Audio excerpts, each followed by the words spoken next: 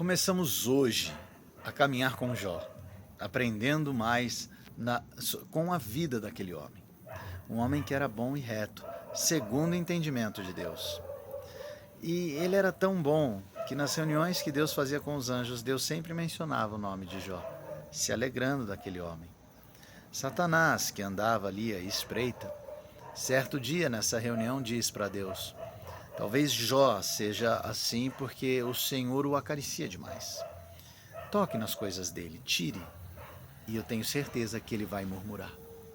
Deus então autoriza. Ele autoriza com que Satanás fale e toque nas coisas de Jó, mas não na vida e nem na saúde.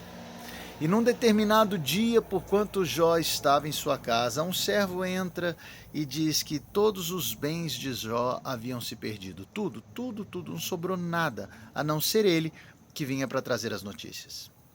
Nem tinha dado tempo de Jó responder, um outro servo entra e diz que todos os seus filhos, 7 homens, 3 mulheres e os seus netos, todos eles haviam morrido. Não havia sobrado ninguém, a não ser ele, para contar do ocorrido. Uma profunda e tormentosa notícia, que com certeza trouxe choro e amargor para Jó. Mas esse homem, então, guardado e diante do luto que existia, ele declara: nu do ventre da minha mãe saí, nu eu voltarei. Deus deu, Deus tirou. Glorificado seja o Senhor. Nisso Jó não peca e Deus se agrada. Mas Satanás, que não perde um segundo sequer, ele mais uma vez instiga e fala: tenho certeza que se tocarmos na saúde dele, ele murmurará. Deus então autoriza com que Satanás faça com que Jó adoeça, e assim o foi. Jó adoece, uma doença terrível.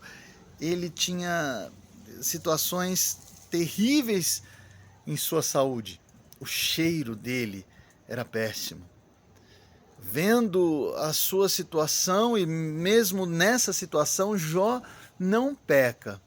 A sua mulher, vendo o estado lastimável em que se encontrava, ela o instiga para que amaldiçoe Deus. E então Jó fala: és insensata. Suportaria eu as coisas boas de Deus e não as más? Falas como uma louca. E nisso Jó também não peca. Dor, tristeza e lamento. Nisso, 3 amigos de Jó, 3 pessoas que amavam Jó, elas se reúnem e vêm para perto de Jó e durante 7 dias pranteiam com ele, num luto, numa dor, comungando com ele daquele momento terrível. Jó então quebra o seu silêncio e amaldiçoa o dia em que nasceu. Ele diz que seria preferível não ter vindo ao mundo, tamanho sofrimento que ele tinha. Um dos seus amigos, então, também quebra o silêncio e, num primeiro momento, tentando animá-lo, começa a falar das virtudes de Jó, mas ele termina dizendo claramente que Jó passava por tudo aquilo porque era um pecador e Deus castigava os pecadores. Terminamos assim os capítulos de hoje. E o que isso nos mostra? Isso nos mostra que Jó foi um homem que teve uma fé, uma extraordinária vontade de adorar a Deus. Por quanto da dor, por quanto do sofrimento de perder as coisas, sem entender o motivo, ele não murmura, ele não fala contra Deus. Ele chora, ele se prostra, mas ele permanece firme e reto diante do Senhor. A pergunta que me vem é se eu estou tendo o mesmo tipo de procedimento, se eu estou dando a mesma resposta para aquelas coisas que a vida me oferece. Coisas que às vezes eu acho que não tenho necessidade, sabe? Coisas que eu acho que não merecia passar, coisas injustas dentro da minha perspectiva. A grande pergunta é: como eu tenho respondido para tudo isso? Será que eu tenho tido fé?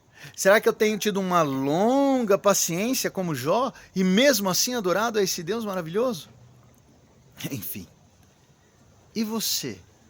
Como você tem respondido para essas situações terríveis que às vezes, e não poucas vezes, a vida nos dá? A minha oração é para que possamos juntos ter uma vida de adoração, entregando para Deus todo louvor e toda glória, mesmo se pela dor estivermos passando. A gente pode até se prostrar, pode até chorar, mas para Deus toda a honra e toda a glória para todos sempre. Viva esse momento de adoração.